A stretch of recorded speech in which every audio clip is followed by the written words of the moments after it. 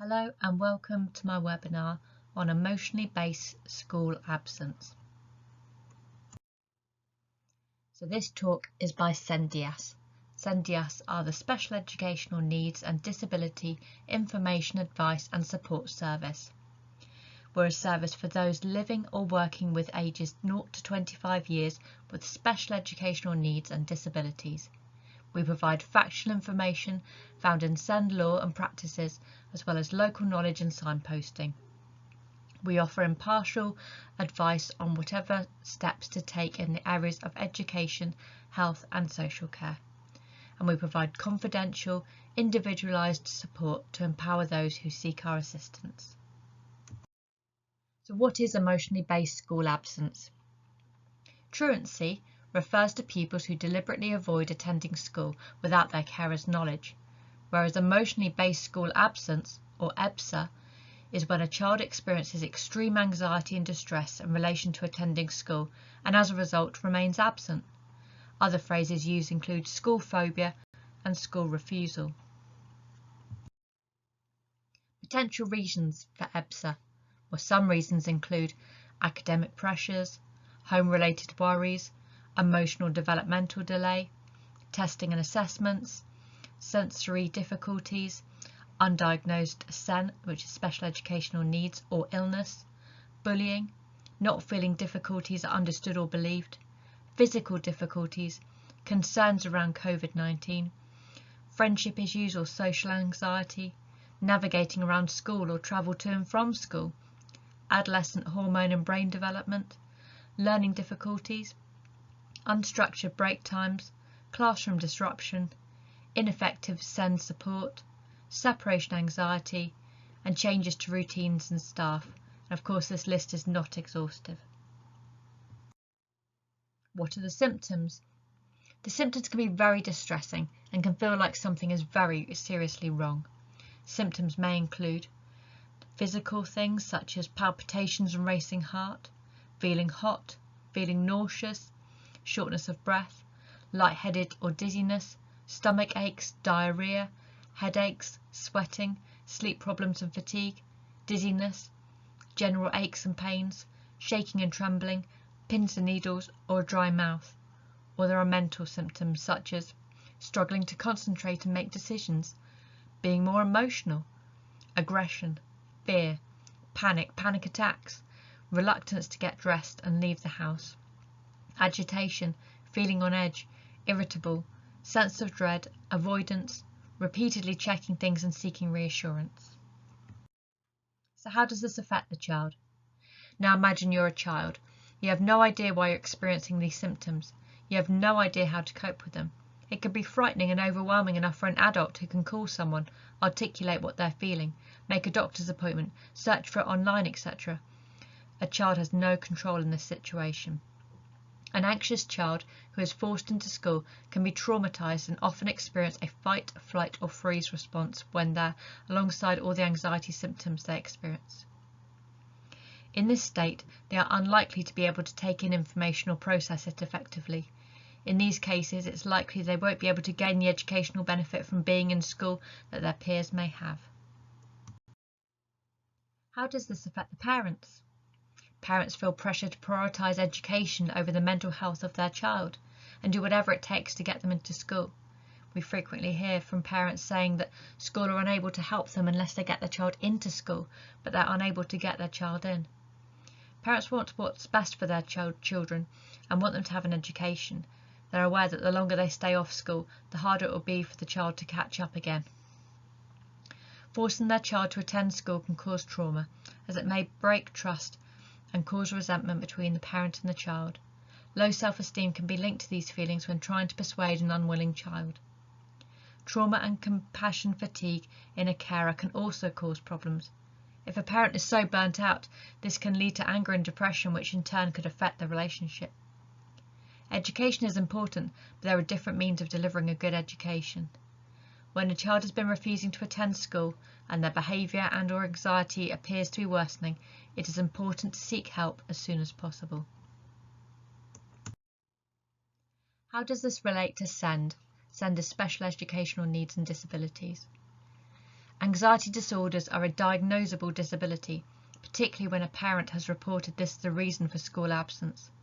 These struggles can indicate that the child may have special educational needs, which means a learning difficulty and/or disability which requires special educational provision. They have significantly greater difficulty learning than others the same age. Their physical and mental impairment has a substantial long-term adverse effect on carrying out day-to-day activities. These are the 4 broad areas of need, or SEN, and the third one is social, emotional and mental health. Schools. Coding an absence due to anxiety. Schools must take an attendance register at the start of the first session and again after lunch. A legal duty is placed upon schools to ensure that registers are accurately completed. They form part of the witness statement presented to the court in the case of a prosecution. If you look at the school attendance guidance dated August 2020, it states that Code I, illness, not medical or dental appointments, should be used. It states schools should advise parents to notify them on the first day the child is unable to attend due to illness. Schools should authorise absences due to illness unless they have a genuine cause for concern about the veracity of an illness. If the authenticity of an illness is in doubt, schools can request parents to provide medical evidence to support illness. Schools can record the absence as unauthorised if not satisfied of the authenticity of the illness, but should advise parents of their intention. Schools are advised not to request medical evidence unnecessarily. Medical evidence can take the form of prescriptions, appointment cards, etc., rather than doctor's notes. What if I'm being threatened with an attendance order? If you're being threatened with an attendance order because of your child's absences from school, you should write to the relevant person or department, which is likely to be the Educational Welfare Service, to explain that your child has special educational needs and experiencing mental health difficulties. Suggest to them that serving an attendance order in these circumstances would be premature and inappropriate and is not useful to the child. What is needed is a coordinated action by support agencies to identify and make provision for all of your child's needs. Hopefully, once everyone involved realises that your child's non-attendance is due to their anxiety and special educational needs rather than deliberate truancy, the threat will be withdrawn. What can parents do? Listen to your child. Communication with your child is key.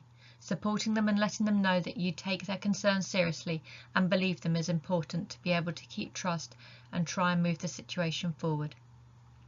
Ask your child what's worrying them and what it is about school that makes them not want to go. Stay as calm as you can, focusing on listening and providing emotional support, and reassure them that you can work together to make things better. Try to stick to the same routine and praise your child for every small step they take.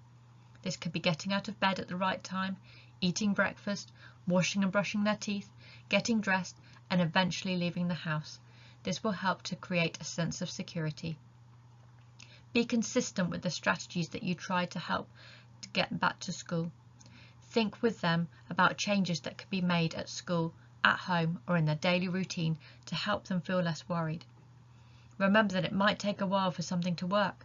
Changing between lots of strategies quickly can be confusing, so only move on when you've tried something for a while without it helping.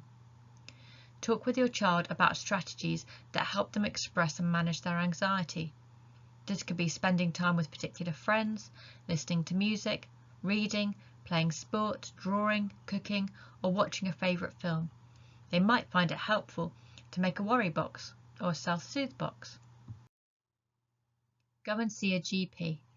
Explain the difficulties your child is experiencing and ask for the GP's help, which could include referring your child to the Children and Adolescent Mental Health Service, which is CAMS, writing to the school to confirm that they suspect your child has an anxiety disorder and is currently medically unfit to attend school, and documenting anxiety symptoms and any other difficulties in your child's medical records for evidence if needed.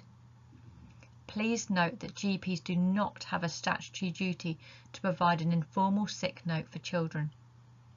the following national guidance has been sent out to all GPs, schools and colleges by the General Practitioners Council, British Medical Association. Schools and colleges should note that GPs will not provide sick notes in support of special consideration applications. A medical certificate is not necessary when making an application for special consideration where a candidate misses an exam or their performance in an exam is affected as a result of a temporary illness or injury. As long as the school college supports the application for special consideration, this is considered sufficient evidence. Speak to the school. Ask for a meeting. Ask the class teacher, SENCO, or senior management for a meeting to discuss what might be behind the school refusal and to work together moving forward. It might help to write down a list of concerns beforehand and to bring along a family member or friend to support you. Maintain positive contact. Keep in regular contact with key staff as the situation progresses. Try to maintain a positive relationship, including by recognising the things that are being done to help your child. Ultimately, this will help you get more of the support you need. A home school book.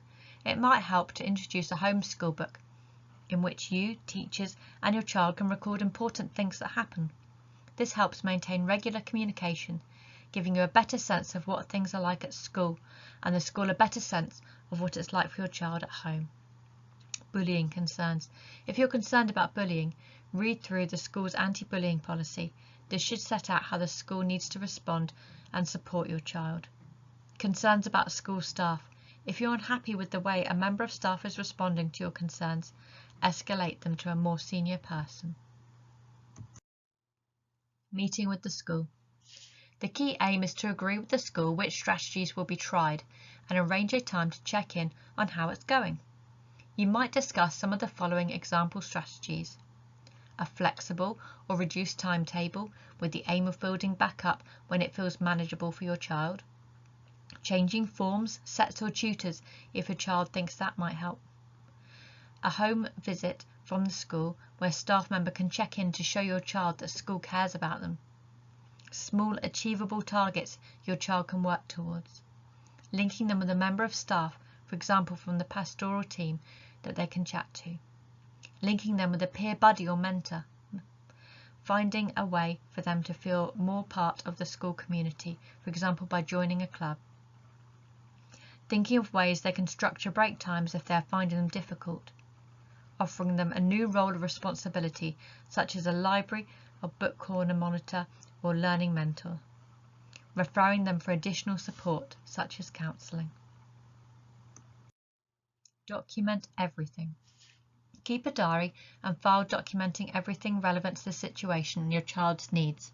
For example, describe what happens daily with your child, what they say or do if you're able to.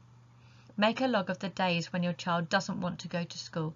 This will give a better sense of when and how often they feel like this and can also help you raise it with the school. Record evidence of the action you and the school are taking. Keep notes and records of all the conversations with school or medical staff.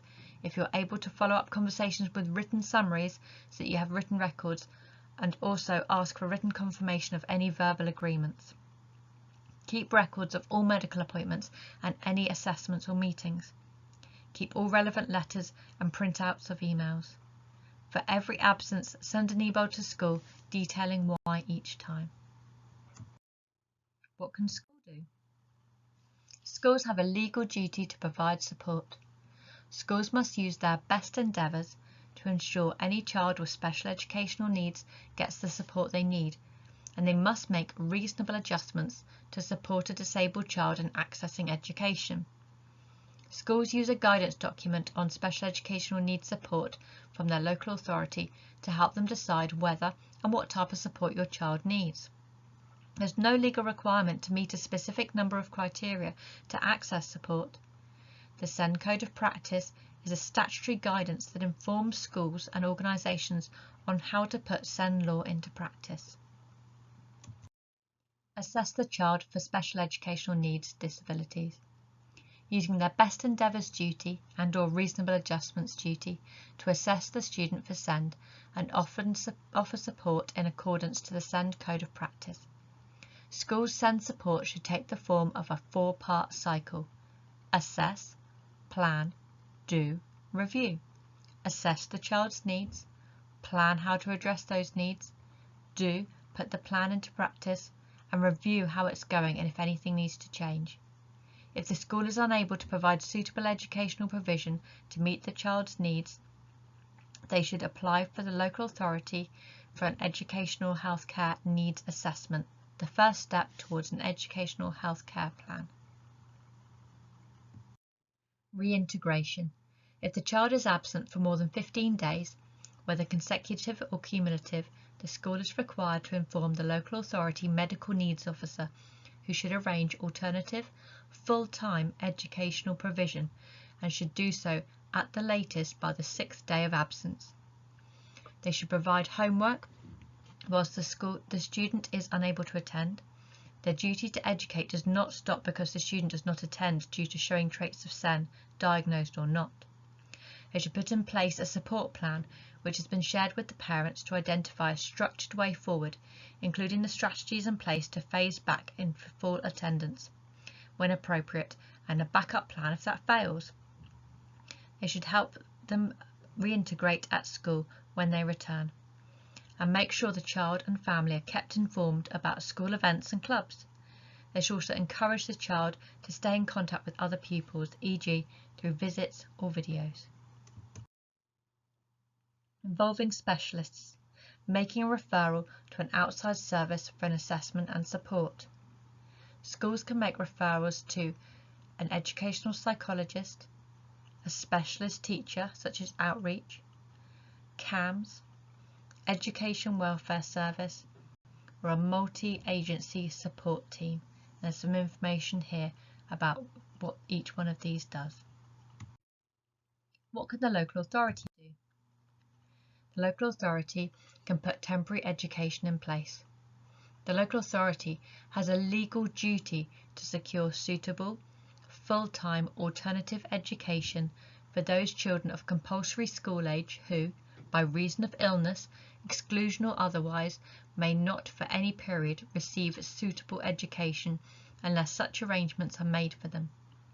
This applies whether or not your child has an EHC plan. This is Section 19 of the Education Act 1996. Local authorities have a power, not a duty, to arrange educational provision where not already available for pupils aged 16 to 18. Local authorities should have regard to the statutory guidance entitled Ensuring a Good Education for Children Who Cannot Attend School Because of Health Needs. Health needs can include anxiety and other mental health needs. It states in paragraphs 14 to 15 that local authorities should provide such education as soon as it is clear that the child will be away from school for 15 days or more, whether consecutive or cumulative. They should liaise with the appropriate medical professionals to ensure minimal delay in arranging appropriate provision for the child. Full-time education is not defined in law, and local authorities will often only offer a few hours of home tuition a week. However, the guidance states at the bottom of page 4 that it should equate to what the pupil would normally have in school. For example, for pupils in Key Stage 4, this would usually be 25 hours a week. It is unlawful to withhold or reduce the provision or type of provision for a child because of how much it will cost. Therefore, local authorities must not have policies that limit a child's education to a specified number of hours per week due to cost or availability. What if my child has an EHCP, which is an educational healthcare plan? It is likely that the plan needs to be re-examined. Your child may need extra or different support or a different school. You should consider asking for an early review of the EHCP or a reassessment of needs, especially if your child's mental health needs have arisen relatively recently and are not covered in the plan. The local authority must continue to secure the special educational provision in the EHCP while your child is out of school. Section 42 of the Children and Families Act 2014. Here are some resources that you may find useful. If you need a copy of any of these, please let us know and we can send you the links. There's also useful government guidance. You'll be able to Google for these, or if you can't find them, just let us know and we can send you the links. There's also useful national organisations such as Not Fine in School, EBSA and Young Minds. These are the local authority special educational needs teams contact details if you need them. We cover West Berkshire, Southampton and Portsmouth, so these are the details here. If you're not in any of these local authorities, you'll be able to search for them online. Thank you so much for listening. If you'd like to get in contact with us, if you'd like more personal advice, or if you would like to ask any questions, here are our contact details for the 3 areas that we cover. Every area has their own SENDIASS service, so if you're not in any of these 3 areas, you'll be able to contact your own local SENDIASS service. Thank you so much.